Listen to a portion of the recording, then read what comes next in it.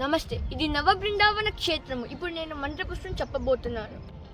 ఓం యోపాం పుష్పం వేద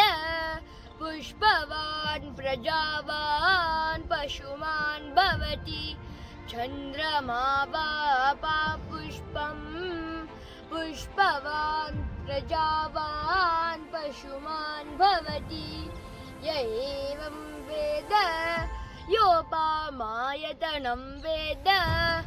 आयतनवान् भवति अग्निर्वापामायतनम् आयतनवान् भवति योऽग्निरायतनं वेद आयतनवान् भवति आपो वा अग्निरायतनम् आयतनवान् भवति य एवं वेद योपामायतनं वेद आयतनवान् भवति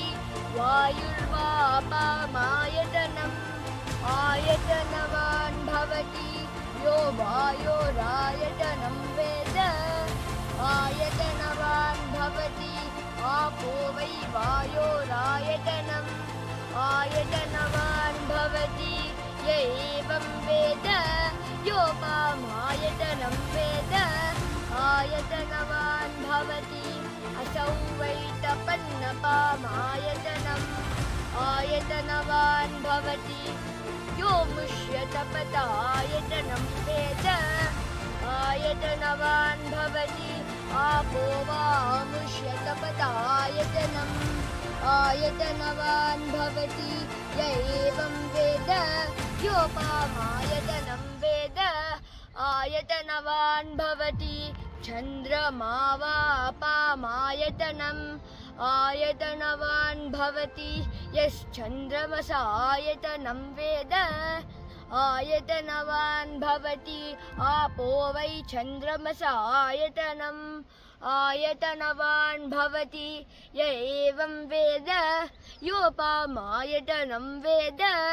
आयतनवान् भवति नक्षत्राणि वापामायतनम्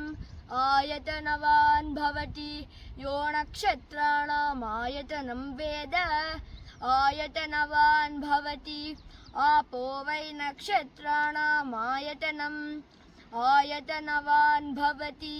य एवं वेद योपामायतनं वेद आयतनवान् भवति पर्जन्यो वापामायतनम् आयतनवान् भवति यः पर्जन्यस्यायतनं वेद आयतनवान् भवति आपो वै पर्जन्यस्यायतनम् आयतनवान् भवति य एवं वेद योपामायतनं वेद आयतनवान् भवति संवत्सरो वापामायतनम्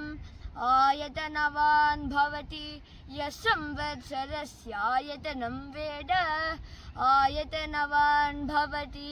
आपो वै संवत्सरस्यायतनम् आयतनवान् भवति य एवं वेद योऽप्सुनावं प्रतिष्ठितां वेद प्रत्येव तिष्ठति ॐ शान्ति शान्ति शान्तिः।